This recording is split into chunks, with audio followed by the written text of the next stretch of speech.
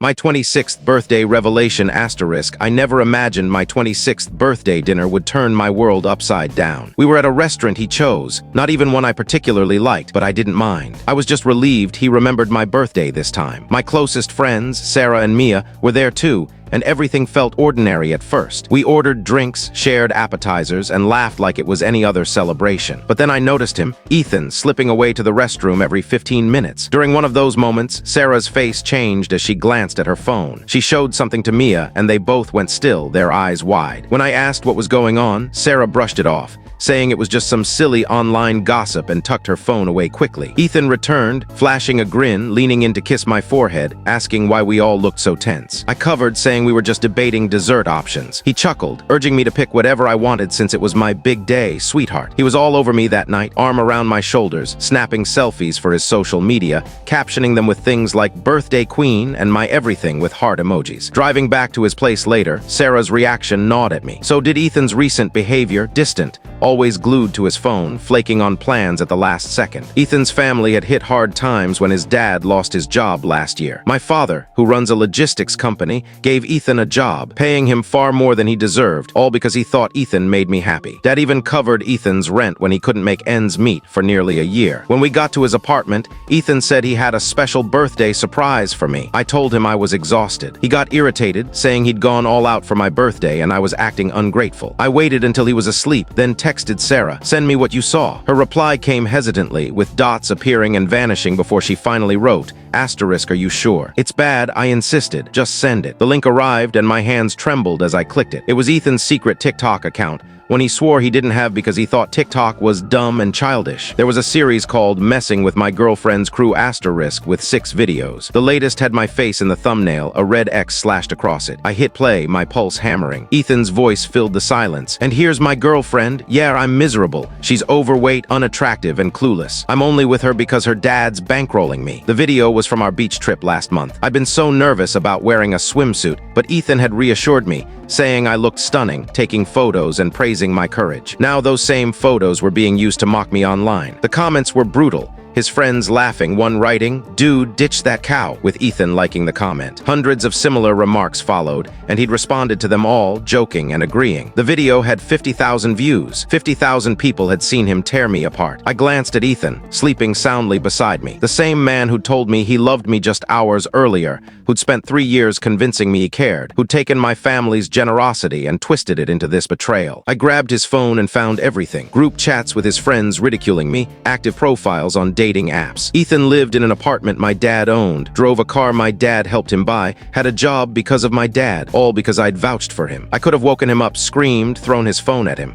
But I stopped myself. Confronting him now would just lead to denials, gaslighting, or him blaming me for overreacting. He'd lose me, but his videos made it clear he didn't even want me. The only thing he'd miss was my dad's money. So the next morning I made him breakfast, kissed him goodbye as he left for work, and acted like everything was fine. Then I called Sarah and Mia, told them I'd seen it all, and said I wasn't going to just cry or dump him. No, Ethan deserved something bigger, something smarter. For 3 days, I dug into Ethan's online world. His Messing with My Girlfriend's Crew series was just the start. He had accounts on Twitter, Instagram, Snapchat, different usernames, but unmistakably him. Each one trashed me, comparing me to hotter women, detailing how he was using my family's wealth. Sarah and Mia helped me collect everything, downloading videos, screenshotting comments, saving group chats where his friends mocked my appearance, my voice, even my mannerisms. They called Ethan a hero for putting up with me because my dad was his golden ticket. My dad's always been protective, single father, only child. When I started dating Ethan, he was wary but softened when he saw how happy I seemed. When Ethan's family struggled, I convinced Dad to help him out. Dad trusted me, and I'd backed a liar who was laughing at us both. I asked Dad to meet me for lunch at his favorite grill. I meant to break it gently, but when I saw his kind, worried face, I couldn't hold back. I showed him everything. The videos, the chats, the betrayal. Dad's face shifted from confusion to disbelief to a quiet, steely rage I'd never seen. He scrolled through the evidence in silence, then set his phone down and asked if I was okay. I admitted I wasn't, but promised I would be. I told him I wouldn't let Ethan get away with this. To my surprise, Dad said, "Do what you need to, I'm behind you." Dad isn't just some wealthy guy. He built his business from scratch, weathered economic storms, outsmarted rivals. He knows how to deal with people who cross him, and Ethan had crossed us both. We crafted a plan, calculated, precise, designed to make Ethan regret every word. Step 1. Dad reassigned Ethan to a warehouse job across town, grueling hours, tougher work, lower pay. When Ethan asked why, Dad cited budget adjustments. Nothing personal, just business. Step 2. The apartment. Ethan's lease with Dad's property company had clauses he'd broken. Subletting to his friend Derek without permission, damaging walls he'd hidden with posters, keeping an illegal pet lizard. Instead of immediate eviction, we sent notices for routine maintenance, requiring daily access with minimal warning. Ethan hated people in his space. This would drive him nuts. Step 3. Dad called in Ethan's car loan. Ethan had missed payments, something he'd kept from me, meaning the bank could demand full repayment. He didn't have the cash and would have to beg Dad, who wouldn't help. All this unfolded within a week of my birthday. Ethan had no clue I knew anything. I played the doting girlfriend, watching his world unravel while he whined about the job switch, the apartment intrusions, the car loan. I'd nod sympathetically, suggesting he prove himself at work or tidy up to avoid lease issues, even casually mentioning the lizard. His stunned expression was gold. He had no idea I knew. By week 2, Ethan was unraveling, exhausted, stressed, snapping at me but quickly backtracking, remembering he needed me. That's when we launched phase 2. I accidentally left my laptop open with a fake email from Dad about updating his will, mentioning me inheriting the business and a trust fund at 30. Ethan took the bait, suddenly becoming the perfect boyfriend, cooking dinner, complimenting me, hinting at my future in the company. I suggested we move in together without Dad's help to build our life. Ethan panicked, stammering about bad timing, then suggested we use one of Dad's luxury properties instead. I smiled, said I'd consider it, and watched him think he'd won. Meanwhile, I'd quietly moved my belongings out of his place. Clothes, toiletries, even the blender I'd gifted him that he never used because he hated smoothies. Sarah and Mia helped, and I recorded everything. His lies, our talks, his fake affection. The warehouse job isolated him from his buddies, who now avoided him, thinking he was Dad's spy. The car loan notices piled up, and when Ethan tried begging Dad directly, Dad played him perfectly. If you love my daughter, prove it, propose. Then we'll talk money. That night, Ethan was giddy, hinting at a surprise and asking about my taste in rings. I played along, showing him styles I liked, knowing what was coming. He booked the same restaurant for my birthday, claiming he wanted a do-over. I knew he'd propose, not out of love, but for the money. Sarah and Mia were livid, but I assured them I had a plan. I dressed to kill in a dress Ethan had once mocked in a video,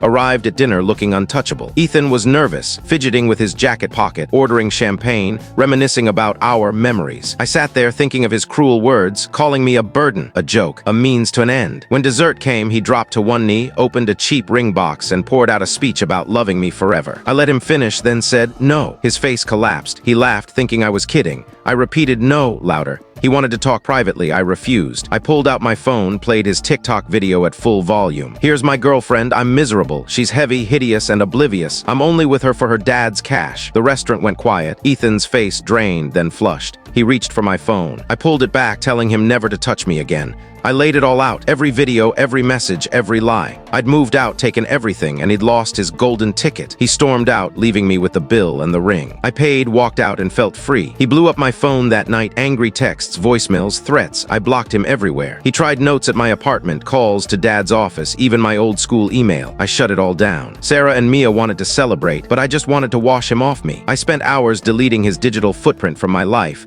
trying to erase 3 years of lies. He started showing up places, my coffee shop, the gym, lingering outside like a creep. I ignored him, filming once when I caught him parked near a bar I was at with Sarah. I confronted him, phone out, asking if he was lost. He sped off when Sarah called the cops. Online, he posted vague rants about disloyal women and fake love. His friends tried harassing me, but I'd locked my accounts, changed my number, and moved on. Dad's lawyer sent eviction notices for the lease violations. The maintenance visits continued, driving Ethan insane. His car was repossessed weeks later. I saw a photo of him watching it get towed, looking defeated. I kept it as a reminder. At work, Dad moved him to the overnight shift. Brutal hours, no allies. Ethan tried claiming unfair treatment, but he'd ghosted his shifts, so no one cared. The apartment was a wreck when he left. Stains, damage, a stench like decay. Dad billed him for every cent. Ethan tried one last stunt, a handwritten letter begging for one last talk. It went straight to the trash. Then he showed up outside my office with a cardboard sign, "Please forgive me." He looked broken, unshaven, shaking, pathetic. I walked past without a glance. He was there 3 mornings, then vanished, leaving his sign by the trash. I snapped a photo, sent it to Sarah, Mia, and Dad with a note. For the laughs, life moved on. Old acquaintances reached out, worried, saying Ethan was struggling. I didn't care.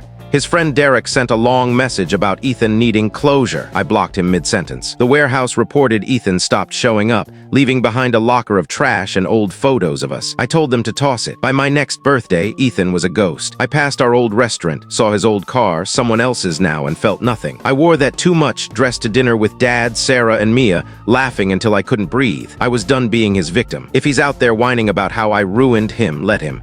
He's a speck in my story, a lesson, not a loss. I hope he sees my name and remembers he lost the one person who ever believed in him.